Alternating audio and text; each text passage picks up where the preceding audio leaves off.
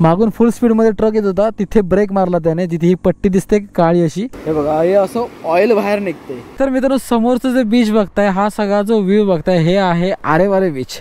म्हणजे नाभिक, सुतार, कासार हे लोकांच्या घरोघरी जाऊन सेवा पुरवत असतात। थोडासा बदल झालाय असं। शिवसकाळ मंडळी, स्वागत आहे तुमचं आपल्या अजून एका नवीन व्हिडिओमध्ये। व्हिडिओ चालू करण्याआधी एक गोष्ट सांगतो, जेव्हा आपल्या डोळ्यावर खूप झोप असते, सकाळची एकदम साखर झोप असते आणि या टायमिंगमध्ये आपल्याला उठायचं असतं ना, तेव्हा आपण शक्कल लढवतो। ज्या टायमिंगमध्ये आपल्याला उठायचं असतं त्या टायमिंगमध्ये उठल्याच्या नंतर आणि 5 मिनिटं आणि 2 मिनिटं असं म्हणत आपण थोडं झोपण्याचा प्रयत्न करतो, पण ही 5 किंवा 2 मिनिटं कधी अर्धा किंवा 1 तासावर येऊन थांबतात ती समजतच नाही। उठल्याच्या नंतर समजतं की अरे बापरे 5 मिनिटाची आपलं 1 तास झालाय। सो असंच काहीतरी झालं। आज मला निघायचं होतं 5-5:30ला निघायचं होतं, पण आता 6 वाजतात, म्हणजे 5:57 मिनिटं होत आहेत। ठीक आहे, नो प्रॉब्लेम। आज रविवार आहे, आपला दिवस आहे, आपलाच टायमिंग आहे। सो सुप्रभात मंडळी, स्वागत आहे तुमचं आपल्या अजून एका नवीन व्हिडिओमध्ये। आजचा प्लॅन असणार आहे कणकवली टू गणपतीपुळे।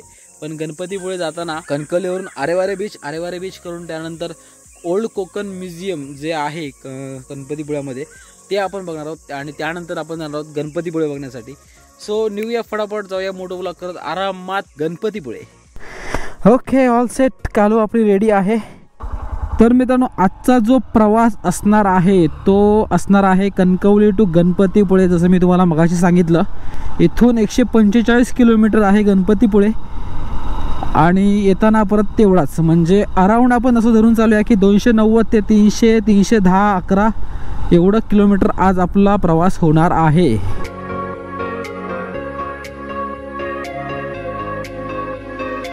ओके, नांदगावमध्ये आलोय आणि सूर्योदय बघा, मस्त असे पक्षी उडतायत आणि मस्त असा सूर्योदय होतोय, क्या बात आहे। आता हे मंदिर कोणतं आहे माहीत नाही, कारण फर्स्ट टाइम इथून मी गाडीने प्रवास करतोय, बट जबरदस्त। ओम नमः शिवाय।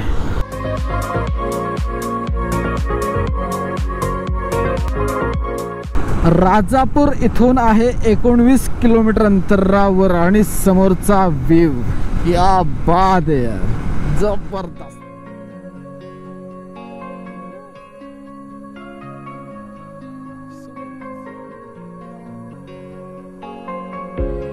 काय झालं माहिती आहे, जस्ट कॅमेरा बंद केला, पुढे आलो, हे जे म्हशी जातात ना, ही पांढरी म्हस आहे, ही पांढरी म्हशी क्रॉस करत होती, मागून मोठा ट्रक येत होता, तर ट्रक आला, मी पुढे म्हशी बघितल्या, त्यानंतर म्हटलं थांबूयाच आणि थांबलो, ते बरं गेलं। मागून फुल स्पीडमध्ये ट्रक येत होता, तिथे ब्रेक मारला त्याने, जिथे ही पट्टी दिसते काळी अशी, ह्या मागच्या टायरांचे तो घासत गेलाय, त्याचा हा ब्रेक आहे। तिथून ब्रेक मारला, तिथपर्यंत गाडी जाऊन थांबली आणि नशिबाने ती म्हस वाचली। एक नंबर। तर मित्रांनो राजापूरमध्ये आलोय, तिथून आल्याच्या नंतर हे सुंदर असं ब्रिज मिळतं, गाडी इथे पार्क केली आणि हा सीन बघा, क्या बात आहे यार। ते सुंदर असं मंदिर आहे तिथे खाली, इथे एक छोटंसं ब्रिज आहे, सुंदर रस्ते, क्या बात आहे यार, बघून ना भारी वाटते, जबरदस्त। आणि एवढ्या सुंदर अशा निसर्गाला नजर लागली आहे राजकारण्या लोकांची। या ब्रिज वरून जर तुम्हाला साईडचा व्ह्यू बघायचा असेल ना, तर मग या डिवायडर वरून तुम्हाला क्रॉस करावं लागतं। मी इथे गाडी पार्क केली, क्रॉस केला, समोरचा व्ह्यू बघितला।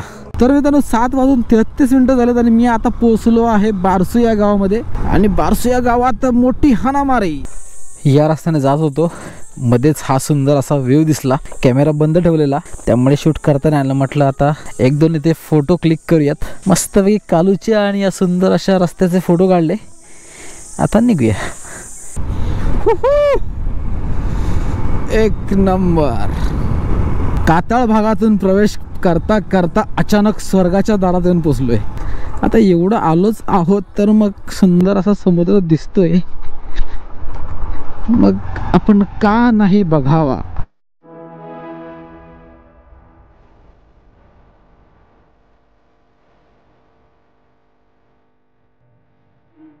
मित्रांनो या बीचवर आल्याच्या नंतर ना, या बीचवरची वाळू सगळी काळी काळी दिसते, समुद्र सुद्धा थोडासा काळा दिसतोय।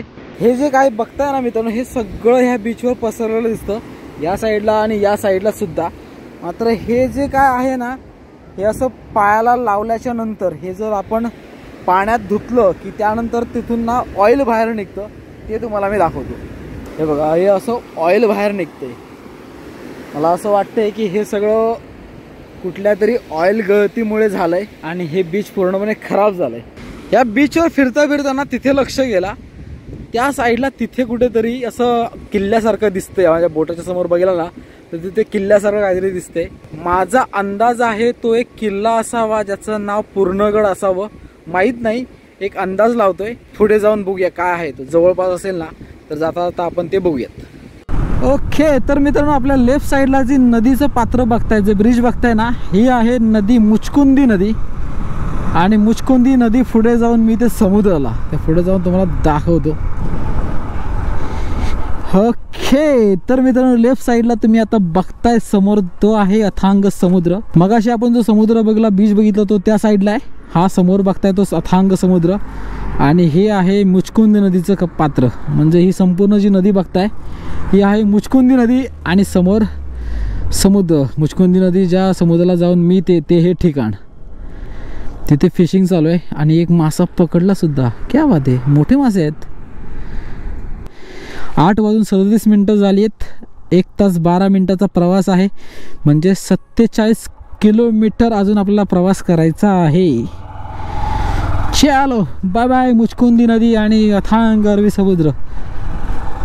Bye bye bye bye.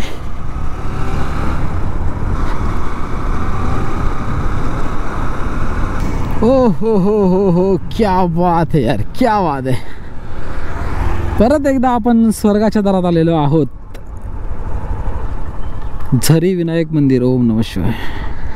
इथे एक गाडी लावूया आणि थोडासा बीच बघून येऊयात.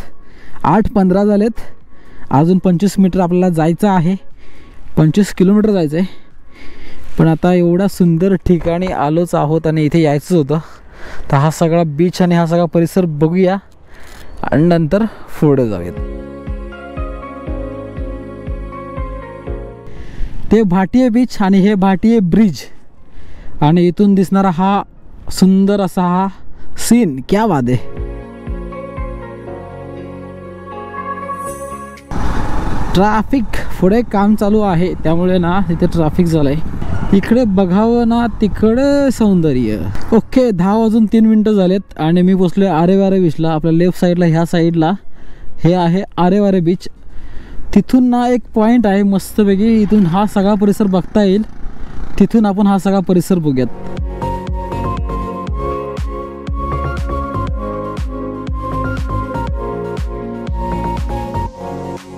तर मित्रांनो समोरचं जे बीच बघताय, हा सगळा जो व्ह्यू बघताय हे आहे आरेवारे बीच. मगाशी त्या ब्रिजवर उभं राहून सांगितलं की इथून हा सगळा व्ह्यू सुंदर दिसेल, त्यामुळे मी इथे आलो आणि इथून हा सगळा व्ह्यू बघा. क्या बात आहे यार, जबरदस्त. पहिले 2 बीचेस बघितले ना ते एवढे काही खास नव्हते, तसे बरे होते, मात्र त्यांची वाट लावली. आता कशी लागली माहिती नाही, पण एवढे साफसुथरे नव्हते. पण हे बीच बघा.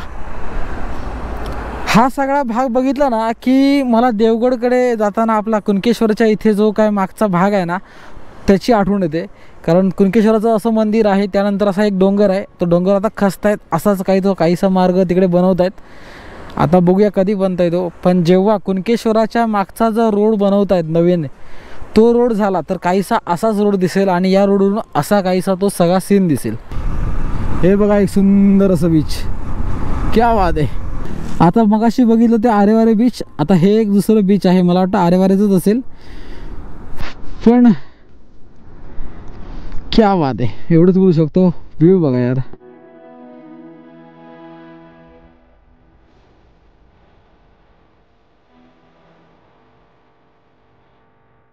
मला वाटतं आजचा हा व्हिडिओ मोठा होऊ शकतो, कारण मी व्हिडिओ एडिटिंग करताना हे सगळे व्ह्यू दाखवताना कुठेही कंजूसी करणार नाही आहे. जे जे मी बघतोय ते सगळं मी तुम्हाला दाखवण्याचा प्रयत्न करणार आहे, त्यामुळे व्हिडिओ कदाचित मोठा होऊ शकतो. आता बघूया. ओके, 10:45 मी आता पोचलो आहे प्राचीन कोकण बघण्यासाठी. चला आता आतमध्ये गाडी लावूयात. गर्दी तर आहे कारण आज रविवार आहे. रविवार असल्यामुळे प्रचंड गर्दी आहे. गणपतीपुळ्याला सुद्धा गर्दी आहे आणि इथे सुद्धा. चला ओके, तर आता मी आलो इथे. तर विषय असा आहे की पर पर्सन 50 रुपये तिकीट काढावं लागतं. आणि जर तुम्ही कॅमेराने व्हिडिओग्राफी करणार असाल, फोटो काढणार असाल तर त्याचेसुद्धा 50 रुपये चार्ज केले जातात. सो माझे 100 रुपयाचं तिकीट मला मिळालं आहे. माझे 100 रुपये गेलेत, म्हणजे 50 रुपये माझे आणि कॅमेराचे 50 रुपये. आता आतमध्ये गेल्यानंतर ग्रुप वाईज ते गाईड देतात. आता ग्रुप होईपर्यंत, गाईड फ्री होईपर्यंत आपल्याला थांबावं लागेल 5-10 मिनटं आणि गाईड आपल्याला सगळी माहिती देणार आहे. गाईड करून सगळी माहिती घेऊयात, व्हिडिओ करूया मस्तपैकी. 100 रुपये वसूल करायचे. प्राचीन कोकण संग्रहालय. प्राचीन कोकण संग्रहालय हे 500 वर्षापूर्वीच्या जीवनाचे चित्रण करणारे एका मोठ्या कॅम्पसमध्ये बनवलेले जीवन आकाराचे संग्रहालय स्थित आहे. या संग्रहालयामध्ये फेरफटका मारताना तुम्हाला कोकणातील सामाजिक, आर्थिक, सांस्कृतिक आणि धार्मिक पार्श्वभूमी अशा जीवनातील विविध पैलू समजून जातात. या संग्रहालयाची बांधणी वैभव सरदेसाई यांनी 2004 मध्ये केली होती. वैभव सरदेसाई यांनी कोकणची माहितीच नव्हे तर स्थानिकांना रोजगाराच्या संधी उपलब्ध करून दिल्या. हे ठिकाण गणपतीपुळे बस स्थानकापासून 700 मीटर तर गणपतीपुळे मंदिरापासून 1 किलोमीटर अंतरावर स्थित आहे. तिकीट सांभाळून ठेवा. शेवटचा पॉईंट असतो शंख प्रदर्शन. तिथे तुमचं तिकीट चेक होतं. याशिवाय वरती आमचं आतिथ्य नावाचं रेस्टॉरंट आहे. काही खाणार असाल तर ऑर्डर देऊ शकता. ऑर्डर इथेच द्यायला पाहिजे. हो, इथेच द्यावी लागते, जेणेकरून तुम्ही रेस्टॉरंटला जाईपर्यंत तुमची ऑर्डर तयार असेल. स्पेशालिटी आहे आमची कॉम्बो डिश, ज्यामध्ये उकडीचा मोदक आहे, थालीपीठ आहे आणि सोलकढी आहे. मोदक किती येतात? यामध्ये एक मोदक असतो, एक थालीपीठ आणि सोलकढीची एक वाटी दिली जाते. थालीपीठ सोबत खायला दही सुद्धा दिलं जातं. डिस्काउंटेड डिश फक्त 50 रुपये दिली जाईल. याशिवाय झुणका भाकरी ठेवलेली आहे, तवा पुलाव आहे, सोलकढी आहे, दाल खिचडी आहे, व्हेज थाळी, गरमागरम मिसळ, कांदा भजी आहे, कांदा पोहे आणि पावभाजी सुद्धा अवेलेबल आहे. सो काही घेणार असाल तर ऑर्डर देऊ शकतो. याशिवाय आम्ही मँगो पावडर सुद्धा विकतो. ही पावडर बाहेर तुम्हाला कुठेही बघायला मिळणार नाही, फक्त आमच्याकडे अवेलेबल आहे. हे कॅमेरा आयडी आहे. जो फोटो काढणारा असतो त्याने स्ट्रिक्टली ते गळ्यात घालायचे, कारण time to time ID guide check करत असतात. वरती शॉपमध्ये आयडी परत मागेल गाईड, तर त्याच्याकडे तो परत द्यायचा असतो. बसून घ्या, गाईड दिला जातो. थँक्यू.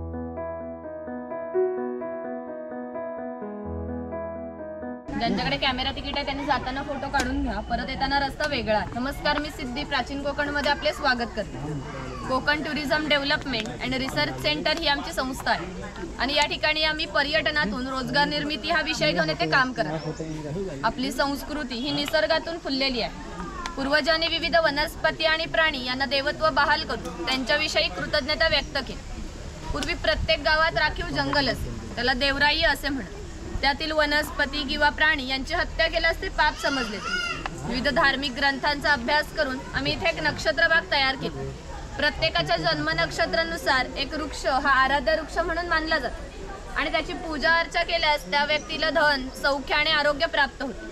प्रत्येकाच्या जन्म नक्षत्रानुसार बाहेर आम्ही बोर्ड लावलेला आहे. परत येताना तुम्ही तो बोर्ड पाहू शकता. हा शिलालेख आहे. या शिलालेखावरती लिहिलेली कविता कवी माधव यांनी 100 वर्षापूर्वी लिहिली.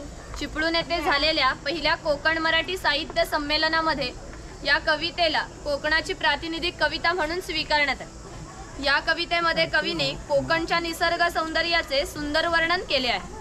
हिरवे तळ कोकण, सह्याद्रीच्या तळी शोभते हिरवे तळ कोकण, राष्ट्रदेवीचे निसर्ग निर्मित केवळ नंदनवन. या कवितेमध्ये नंदनवन हा शब्द आला आहे. नंदनवन शब्दाचा अर्थ आहे स्वर्गातील इंद्राची बाग. ती जितकी सुंदर आहे तितकेच आपले कोकणही सुंदर आहे. गुहेच्या अलीकडे आहे वर्तमान काळ आणि गुहेच्या पलीकडे आहे 500 वर्षापूर्वीचा भूतकाळ.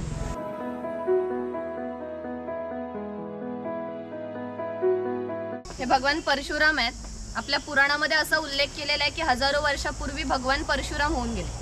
त्यांनी संपूर्ण पृथ्वी जिंकून घेतली आणि जिंकून घेतलेली सर्व पृथ्वी त्यांनी दान केली. दान केलेली कोणतीही गोष्ट आपण स्वतःसाठी वापरत नाही, परंतु त्यांना राहण्यासाठी भूमी आवश्यक होती. आपण ज्या ठिकाणी उभे आहोत त्या ठिकाणी हजारो वर्षापूर्वी समुद्र होता. त्याच्याशी त्यांनी युद्ध केले आणि त्याला 40 ते 50 किलोमीटर पाठीमागे ढकलले आणि या सुंदर कोकण प्रदेशाची निर्मिती केली. म्हणून या कोकण प्रदेशाला परशुराम भूमी असे म्हणतात. हे सारे कोकण दऱ्याखोऱ्यांनी वेढलेले.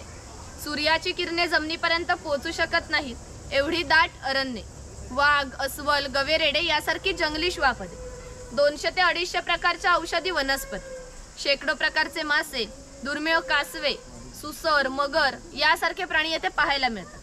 तसेच कोकणामध्ये लाल रंगाचा जांभा नावाचा दगड मिळतो. जांभ्या दगडाचा हा जो पक्का रोड बांधलाय याला पाखाडी असे म्हणतात. पूर्वी सामान्यपणे अशा पाखाड्या ग्रामदेवतेकडे जाण्यासाठी बांधल्या जात असत. आज आपण सुद्धा या पाखाडीने प्राचीन कोकणमधील ग्रामदेवतेकडे जाणार आहोत. हा इथे वनवासी आहे. कोकणातील दुर्गम पर्वतांमध्ये वनवासी लोक राहत असत. त्यामध्ये भिल्ल आणि कातकरी या 2 जातींचा समावेश आलेला होता. यातील कातकरी समाज दाखवला आहे शिकार करताना. इथे वाघ आणि वाघाची गुहा दाखवली आहे आणि इथे गाव शिकार दाखवली. हे ग्रामदेवतेचं मंदिर आहे. पूर्वी धार्मिक संस्था गाव नियंत्रित करीत असत. गावातील सर्व गावकरी येथे एकत्र येत असत. गावात जर 2 व्यक्तींची भांडणे झाली तर संपूर्ण गाव येथे एकत्र येऊन गावप्रमुख त्यांच्या समोर न्यायदान करीत असत. तसेच गावातील सार्वजनिक कामे जसे की आता पाखाड्या बांधणे, लाकडी साकव बांधणे अशा प्रकारची कामे कोणी करायची याविषयीचे निर्णय गावकरी येथे बसून घेत असत. आणखी एक महत्त्वाचे वैशिष्ट्य म्हणजे जगभर अशी प्रथा आहे की प्रत्येक जाती धर्माचे लोक आपापल्या देवाकडे जातात आणि देवाचे दर्शन घेतात. आम्ही कोकणी माणसं सुद्धा वर्षभर देवळात जाऊन देवाचे दर्शन घेतो. पण जेव्हा आमच्याकडे शिमग्याचा सण येतो तेव्हा हा देव या पालखीमध्ये बसवून प्रत्येकाच्या घरोघरी नेला जातो. म्हणजे कोकणी माणूस आणि देव यांचं नातं इतक्या जवळचं आहे की आमचं एकमेकांकडे येणं जाणं असतं. आम्ही कोकणी माणसं वड, पिंपळ, नाग, साप यांची पूजा करतो. म्हणजे आम्ही निसर्ग पूजक माणसे आहोत. पूर्वी कोकणामध्ये 12 बलुतेदार पद्धती अस्तित्वात होत्या. म्हणजे नाभिक, सुतार, कासार हे लोकांच्या घरोघरी जाऊन सेवा पुरवत असत. त्या बदल्यात त्यांना पैसे नव्हे तर केवळ धान्य मिळत असे. म्हणजे एका नाभिकाला एका कुटुंबातील पुरुषाचे घरी जाऊन केस आणि दाढी करण्याचे वर्षभरासाठी 4 पायली म्हणजे आताचे 8 किलो धान्य मिळत असत. आणि एवढ्या अल्प मोबदल्यामध्ये हे लोक समाजाची सेवा करत असत. या नाभिकाविषयी आणखी थोडं मजेशीर वर्णन आमच्या लोकसाहित्यामध्ये आढळतं. असं म्हणतात की गावातील प्रत्येक गोष्ट नाभिकाला माहीत असते आणि नाभिकाला माहीत असलेली गोष्ट ही गावभर होते. आता तुम्ही आलात, ही गोष्ट ज्या अर्थी आमच्या नाभिकाला समजली त्या अर्थी ती आमच्या संपूर्ण गावाला समजली. आमचं सगळं गाव तुमच्या स्वागतासाठी उत्सुक आहे. प्रथेप्रमाणे आपण आधी खोतांच्या घरी जाऊ आणि मग गावामध्ये फेरफटका मारू. हे खोत आहेत. राजाच्या गावातील थेट प्रतिनिधी म्हणजे खोत. धार्मिक आणि राजकीय बाबतीत खोतांचा मान पहिला असे. खोत हे गावचे प्रमुख असत. गावात न्यायदान करणे, महसूल गोळा करणे, कायदा आणि सुव्यवस्था सांभाळणे ही कामे खोतांची असत. खोतांची बायको आहे. कोकणी स्त्रिया सुंदरही होत्या आणि शूरही होत्या, परंतु त्यांना स्वातंत्र्य नव्हते. माझघराचा उंबरठा त्यांच्यासाठी मर्यादा होती. ही खोतांची 2 मुले आहेत. ती आपला परंपरागत खेळ सोंगट्या खेळत आहेत. महाभारतामध्ये हाच खेळ धर्मराज आणि दुर्योधन यांच्यामध्ये द्यूत नावाने खेळला गेला. घराची रचना पहा. खोत ज्या उंचवट्यावरती बसले आहेत त्याला ओटी असे म्हणतात. गावातील मान्यवर लोक ओटीवरती बसत. ही समोर आहे ती पडवी. सर्वसामान्यांनी पडवीला बसायचे. खोतांच्या उजव्या बाजूला असे देवघर, डाव्या बाजूला स्वयंपाकघर. खोतांच्या मागच्या बाजूला माझघर म्हणजे पूर्वीची बेडरूम. घराचे छप्पर पहा. वरती छोटे छप्पर आहे, मध्ये गॅप आहे, त्याखाली मोठे छप्पर आहे. कोकणामध्ये उष्णता फार असते, त्यामुळे घरातील उष्ण हवा गॅप मधून बाहेर जाते आणि बाहेरील थंड हवा तिची जागा घेते. त्यामुळे घरातील वातावरण नेहमी थंड राहते. हा शेतकरी आहे. याचं गवताचं घर आणि याच्या अपुऱ्या कपड्यावरती जाऊ नका. आमच्या गावातील एक महत्त्वाचा उत्पादक घटक होता. तो एकमेव धान्याचं उत्पादन करीत असे आणि गावातील 12 बलुतेदार, राजा, खोत यांना धान्य पुरवण्याचे महत्त्वाचे काम करीत असे. म्हणजे ग्रामीण अर्थव्यवस्थेचा पायाभूत घटक हा आमचा शेतकरी होता. पूर्वी त्याचं घर जसं असायचं अगदी तसंच घर आम्ही ते उभारले. ही जी समोर चूल दिसते हिला पिरसा असे म्हणतात. ही सतत पेटकी ठेवली जायची कारण पूर्वी लाईटर किंवा माचीस नव्हते. जेव्हा शेतकऱ्याच्या बायकोला स्वयंपाक करायचा असेल तेव्हा ती इथले 2-3 निखारे घेऊन स्वयंपाकघरातील चूल पेटवीत असे. हा विस्तव विजला तर घरात 2 गारगोट्या ठेवलेल्या असत. त्या एकमेकावरती घासून विस्तव करावा लागत असे. ही खोयनी आहे. हिचा वापर मासे पकडण्यासाठी केला जात असे. वरती वेलीने बांधून ही पाण्यात ठेवली जाते. हिची अंतर्गत रचना अशी आहे की एकदा इथून आत गेलेला मासा पुन्हा बाहेर पडू शकत नाही. ही शेणाने सरवलेली टोपली आहे. तिला कोकणी भाषेमध्ये कणगी असे म्हणतात. तिचा वापर धान्य साठवण्यासाठी केला जातो. ही शेतकऱ्याची बायको आहे. ती शेतकऱ्याची मुलगी आहे. इथे पाळणं आहे. तो पाळणं शेतकऱ्याच्या घरात कायमस्वरूपी टांगून ठेवलं कारण आमच्या शेतकऱ्याच्या घरी दरवर्षी पाळणं हलत असे.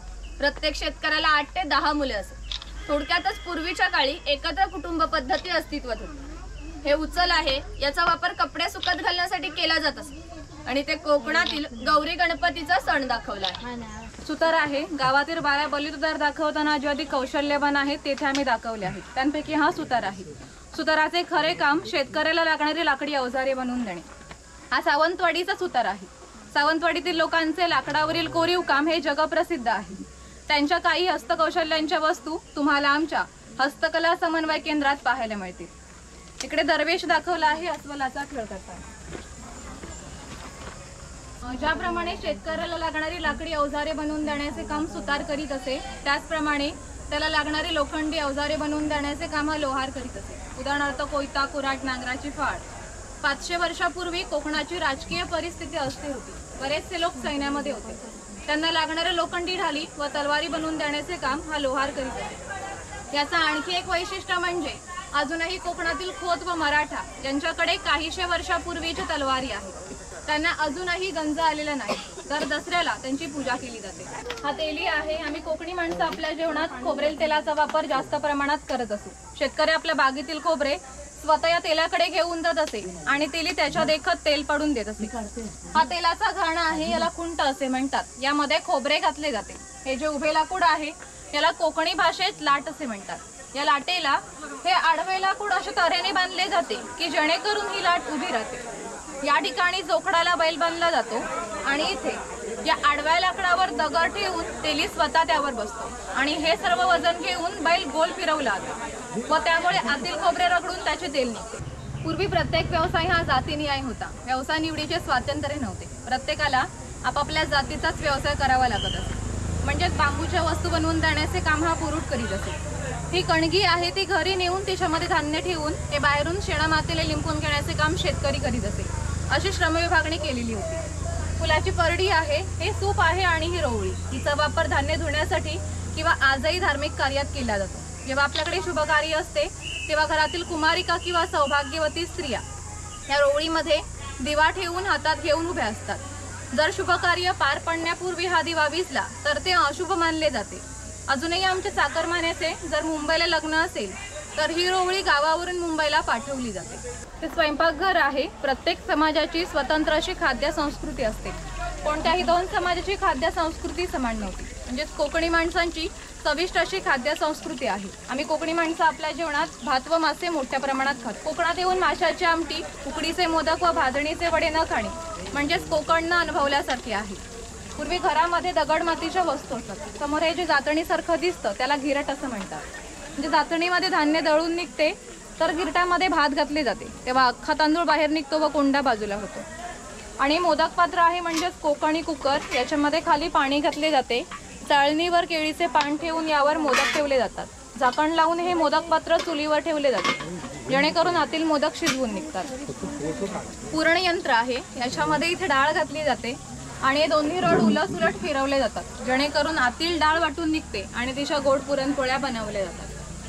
तर हे समोर आहे ते शेवया बनवण्याचे यंत्र. हे लाकडी आहे आणि त्या बाजूला जे आहे ते लोखंडाचं आहे. समोर इथे आहे ती चहाची किटली आणि त्याच्या बाजूला आहे तो टिफिनचा बॉक्स आहे. वरती पाणी पिण्यासाठी तांबे आहे. खाली 3 डबे आहेत. 2 चमचे आणि दोन्ही चमच्यांनी त्याला लॉक केलं आहे. आणि ही दगडी उखळ आहे. याच्यामध्ये पूर्वी भाताचे पोहे काढले जात असतात. म्हणजेच आपल्याकडे जो भात असतो तो रात्री भिजत ठेवला जातो. सकाळी त्यातले पाणी काढून तो भात पोह्याच्या खापरावरती भाजला जातो आणि तो या उखळामध्ये घालून काढले जाते व त्याचे पोहे तयार होतात. यावरून तुमच्या लक्षात येईल की पूर्वीचे जीवन असे कष्टमय होते आणि हजारो वर्षे ते याच पद्धतीने जगले गेले.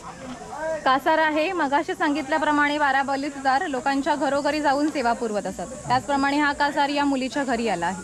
हे त्या मुलीचं घर आहे. पूर्वी कोकणात मुलींची लग्ने वयाच्या 8व्या ते 10व्या वर्षी होत असतात.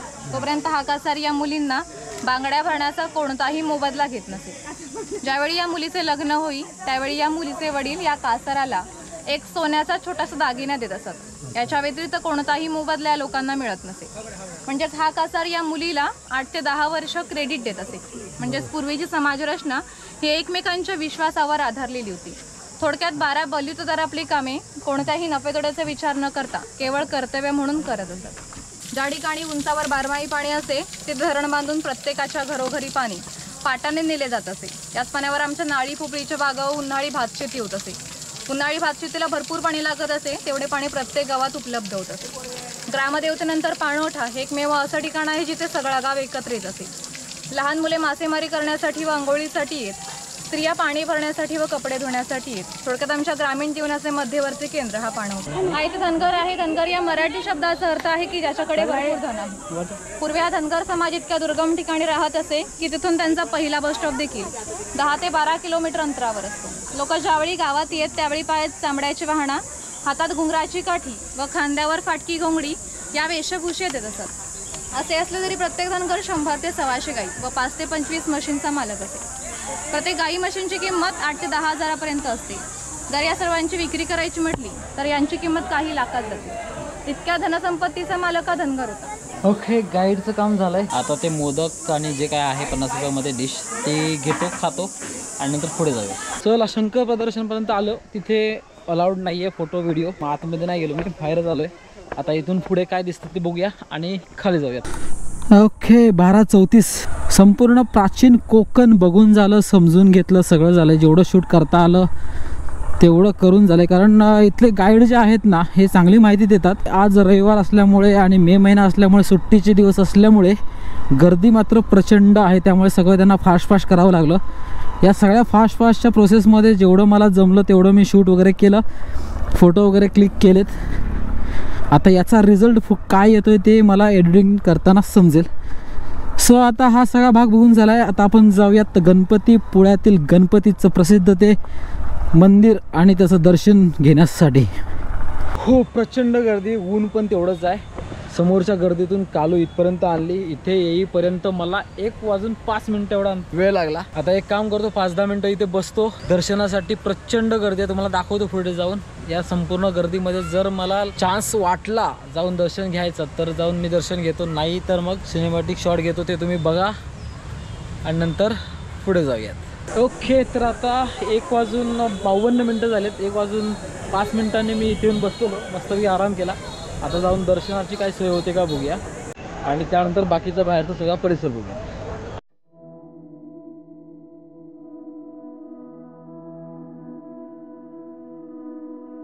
ओके, तर मित्र हो, काय झालं माहिती आहे का, जेव्हा मी मंदिराच्या आतमध्ये आल्याच्या नंतर संपूर्ण गर्दी बघितली.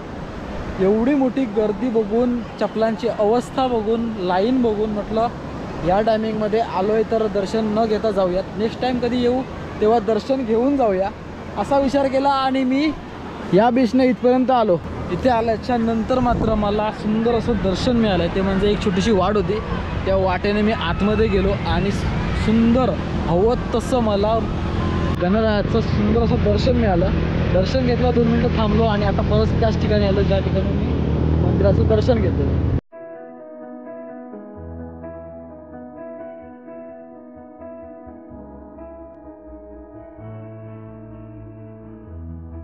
सगळ्यात लहान मुलं बघायची आहेत. हे बघा, सगळ्यात लहान मुलं.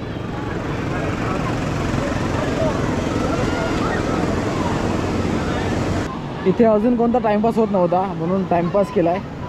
एक विचित्र असं मानवाचं तोंड काढलंय. आवडलं तर लाईक करा. चला तर मित्रांनो, आता 3 वाजायला 5 मिनटं बाकी आहेत. सो आता इथे अजून बघण्यासारखं काही नाही आहे. सगळं बघून झालंय. आता जसं ऊन कमी होते ना तशी लोकांची गर्दी वाढते. सो आता आपण इथून निघूयात, पुढे जाऊयात. कुठे काय बघायला मिळते काय बघूया, नाहीतर मस्तपैकी जिथे आपण सगळे व्ह्यू बघत आलो ना तिथेच कुठेतरी सूर्यास्त बघूया आणि घरी जाऊया. चलो भाई, 3:16 झालीत. आता आपण करूयात परतीचा प्रवास. मस्तपैकी आरामात जाऊयात. कुठेतरी चहा मिळते का बघूया, कारण या संपूर्ण भागामध्ये चहा कोणीच नाही ठेवली आहे. इथे फक्त कोल्ड्रिंक वगैरे मिळते आणि या सगळ्या लोकांमध्ये मी एकटाच असेन दुपारची चहा मागणारा. आता ह्या ट्रॅफिकमधून, लोकांच्या गर्दीतून गाडी बाहेर काढायला थोडासा वेळ जाईल. काय होतं आहे, जेवढं ऊन कमी होतं आहे ना तेवढी माणसं वाढत आहेत. जसं ऊन कमी होत जात आहे तशी माणसं वाढत चालली आहेत आणि जास्तीत जास्त माणसं वाढत आहेत बीचवर. काही लोक अजूनही वाट बघत आहेत, अजून थोडंसं ऊन कोवळं पडायची, त्यानंतर पूर्ण गर्दी असणार आहे. त्या म्हटलं या संपूर्ण गर्दीत राहण्यापेक्षा गेलेलं बरं. मगाशी मी जेव्हा इथून गेलो ना तेव्हा या बीचवर कोणी नव्हतं, 1-2 माणसं होती. मात्र आता संध्याकाळ होते ना, जसं कोवळं ऊन पडतंय तशी माणसांची गर्दी वाढते बघा. आता हीच गर्दी नको होती म्हणून मी लवकर निघालोय. चहा चहा चहा चहा झाली पिऊन, पण प्रॉब्लेम हा झाला की चहा मिळाली मला थोडीशी थंड. त्यामुळे मला आता परत कुठेतरी थांबवून चहा प्यावी लागेल, कारण झोप उडली पाहिजे. आणि थंड चहा पिऊन किंवा नॉर्मल गरम चहा पिऊन झोप नाही उडत. एक व्यवस्थित अशी गरम चहा मिळाली ना तर थोडीशी झोप उडते. त्यामुळे मला आता कुठेतरी परत एकदा थांबावं लागेल फक्त आणि फक्त चहा पिण्यासाठी. ओके, तर मित्रांनो 4:57 झालेत, म्हणजे आता 5 वाजतील. आता इथून 3 किलोमीटरवर ना एक किल्ला आहे ज्याचं नाव आहे पूर्णगड, जो मी सकाळी एक बीच दाखवलं, त्या बीचवरून दिसतोय असं तुम्हाला सांगितलेलं. जाताना मिळत असेल तर आपण बघूया असं मी म्हटलेलं, पण तो आपण येताना आपल्याला तो किल्ला जवळपास मिळाला नव्हता. पण आता इथून 3 किलोमीटर अंतरावर तो किल्ला आहे असं दाखवतंय. जाता जाता आपण थोडासा जवळपास असेल ना तो किल्ला, तर आपण तो किल्ला बघूया आणि नंतर पुढे जाऊयात. थोडासा बदल झालंय असं या व्हिडिओमध्ये बरंच काही बघितलं, बरंच काही दाखवण्याचा प्रयत्न केलाय. या प्रयत्नामध्ये झालंय असं की व्हिडिओ झालाय मोठा, आणि हा संपूर्ण मोठा व्हिडिओ अपलोड करून कोण बघणार तर नाहीये, म्हणून हा व्हिडिओ मी 2 पार्टमध्ये केलाय. पहिल्या पार्टमध्ये कणकवली टू गणपतीपुळे, गणपतीपुळेमध्ये असलेलं प्राचीन कोकण म्युझियम आणि गणपतीपुळेचं ते मंदिर हे दाखवण्याचा प्रयत्न केलाय. आणि आता दुसरा पार्ट बघा, त्या दुसऱ्या पार्टमध्ये गणपतीपुळे मंदिरापासून पूर्णगड किल्ला, जो संपूर्ण किल्ला आहे तो दाखवण्याचा प्रयत्न केलाय. तो नक्की बघा.